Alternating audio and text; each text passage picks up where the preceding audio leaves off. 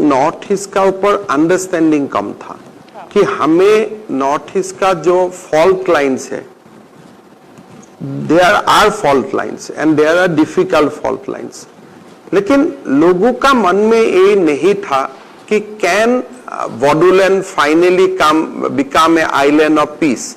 ये लोगों का sitting in Guwahati and looking at the history of last 20 years, कोई व्यक्ति सोच नहीं सकता था कि Bodo people will say that we do not want to divide Assam, we want to live peacefully with dignity. ये कोई बोडो पीपल बोल सकता है, ये संभव नहीं था। मैंने जब लास्ट चुनाव में कोकराझार में इलेक्शन कैंपेन में गया था एंड माई इलेक्शन रैली हुआ था, I think I am the first Assamese politician in last 25 years having rally in Kokrajhar town for election.